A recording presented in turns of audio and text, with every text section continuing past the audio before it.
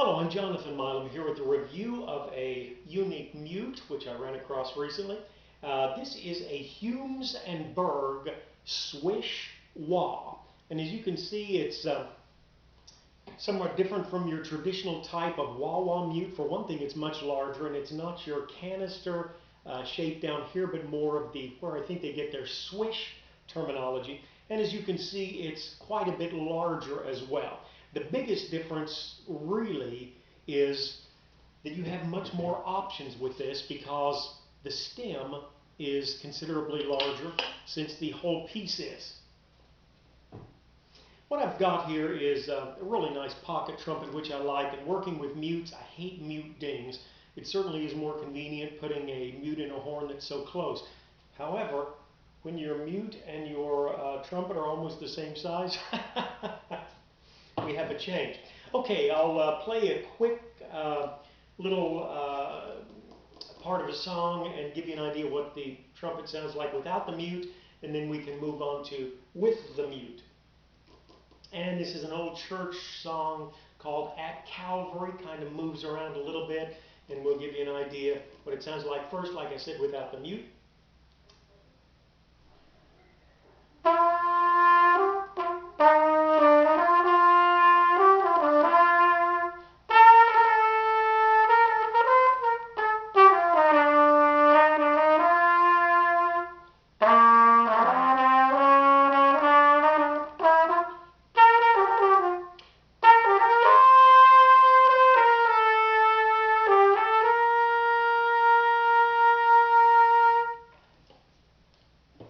Okay, now we'll put in the swish mute, and I do like this mute. I'm not crazy about the first setting I'm going to play it on. I'll probably try a couple of different ways pulling the stem out, but nonetheless, maybe this is the traditional wah sound and it's just not what I'm particularly crazy about. We'll play it first with the stem all the way in. It's a little tinny to my way of thinking, which I suppose is why I don't care for it a whole lot. Oh, another thing, these swish mutes, most of them that I've seen have a cork around the edge. Some players that I've read on the web said it was so large they could not fit it in, say, a traditional Bach 37. They thought it was too large, would fit in a 72 bell. This, I believe, the previous owner put his own type insert piece here, and it works fantastic, large or small bell. It's worked in everything that I've got, and I've tried it on 4 or 5 different horns. So we'll put this in, and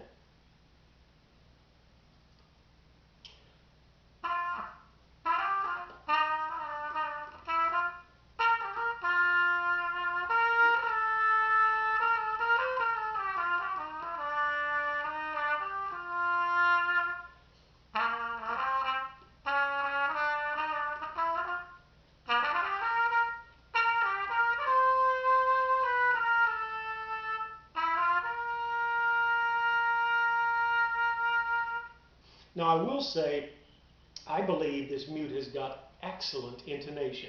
When you put it in, I haven't pulled the tuning slide, and I believe it's right on from top to bottom of my range, which is at least a couple of octaves. On a good day, 3 octaves. This mute really, I do like the intonation. With the stem completely removed, you lose a little bit on your top and bottom with the stem in. Now this is probably the way I like it. The stem is about a third of the way out probably.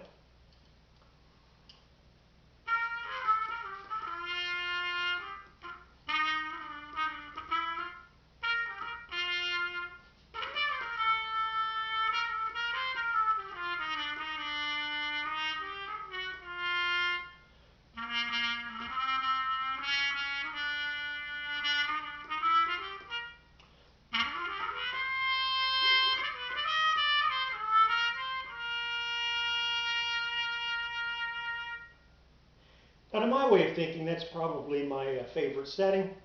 We'll pull the stem out most of the way. The further the stem comes out, I think the more back pressure there is because there's less ready admittance of the air inside.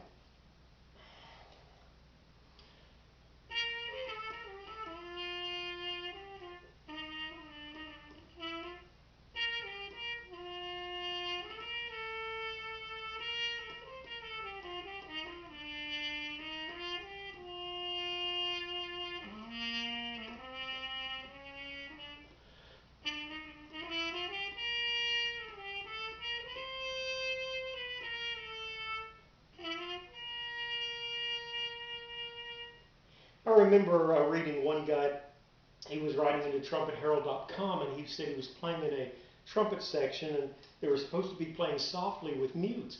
And he could not play, he could not get a mute to sound as soft as the first chair, and he tried everything he could think of. He was using a wah mute, and finally somebody wrote in and said, does that guy have the stem completely pulled out? And he did. With the stem pulled out, you do get a very unique sound. Like I say, I think it hinders the intonation a little bit on your bottom and top. I could be incorrect about that, but that's my impression. But I do love the sound, very puffy, and well, here you go without the stem in a Swish Wah mute.